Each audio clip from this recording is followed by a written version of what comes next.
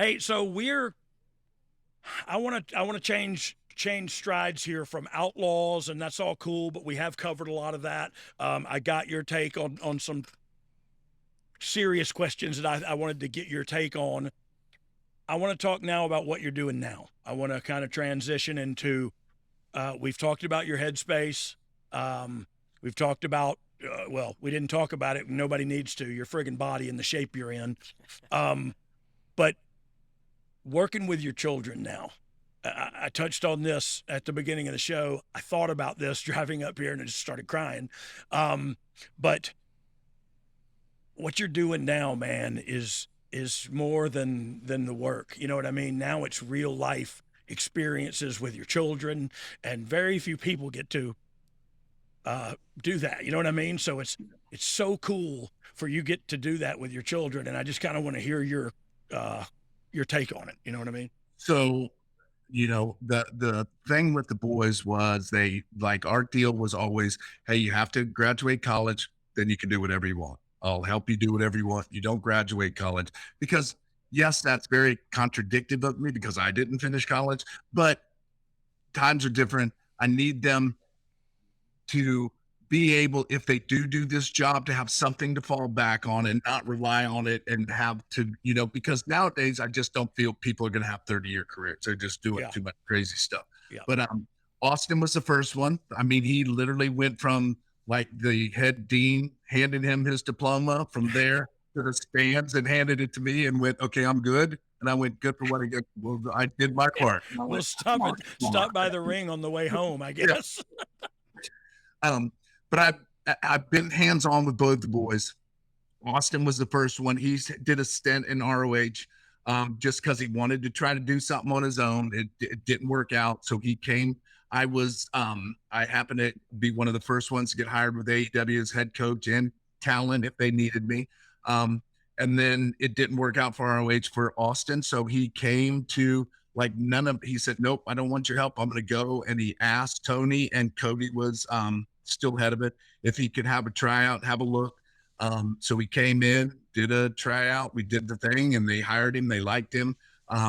If you could build a wrestling person like on your computer, you would build Austin because he is athletic, personality, charisma, energy. Holy cow. Yeah. He's everything. Then and then Colton, my smart one, no, he was living out in California, out where I'm at. He went to Rikishi's school because he went, you know what? Not, and I don't think it was just because me and Austin were doing this, but he didn't want to look back and go, gosh, I wish I would have tried this. I mean, I don't want to have that kind of regret hanging over my life because Colton had his life figured out until he was about 70. It was all, he's that one. Austin is exactly like me, plans for nothing and hopes that it all works out. And Colton plans everything. So this threw a little bit of wrench in his plans because he went to Rikishi school without asking or anything. He just wanted to make sure. He went in there. Rikishi, of course, was open arm. He went in there and messed around a little bit and goes, hey, I want to try it. So I said, well, if you do this, he was living out here. I said, you have to come home. I'm not going to do anything different with you than I did with Austin. So he came, moved back to Florida, went to Tyler Breeze and Sean Spears' school.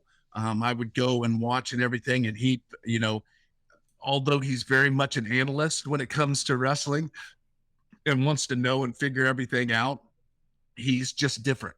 But that's what makes him so good. And today, I feel like it irritates them sometimes, but they know why I'm doing it is when I work with them out there, I get to get them moment by moment and time in real space of what's happening and what to listen for. Because they go, Dad, please be quiet. Stop talking. But they get it. They go, oh, okay. Because normally when we're learning, like I said, me and Brian were such people person. It really never was about wrestling. We're not very good wrestlers. About the people, for God's sakes. It ain't about me. And we throw wrestling in because that's what it says on the moniker. But we're like, there's not a person that does, like, when you see us, everybody loses their mind because they know they're about to get to interact. Yeah. They're about to be a part of the show.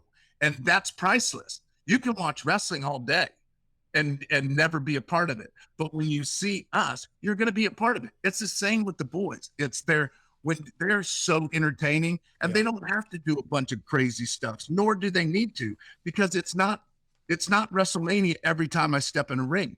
Right. It, And they don't it's look, they about, don't ever have to. You can have a good career and never have to do any of that crazy stuff. I could just catch yes. you, or I can step aside and not catch you. Hint, hint. Yeah, but working with them and being able to be out there and talk to them while they're doing, especially when this Ass Boys thing started kicking in. Yeah. Like when that started happening, they're so good at that to letting people marinate. It's sometimes they would work through it. Like they would not, Yeah. they're not, they know they're doing it, but when they start wrestling, they stop doing it when you can get so much more out of it. And I would literally just be there going, hey, stop doing what you're doing. Yes. Yeah. Stop for a second. Let them go. Let them Yeah. go. Let them Elicit hit a it. reaction. Yeah. Because when you stop, they're going to do something. Yeah. Yeah. You So can only you do don't so have to much while do you're a bunch running. of, if you've already got heat like that, why do you need to do a bunch of stuff that doesn't mean anything?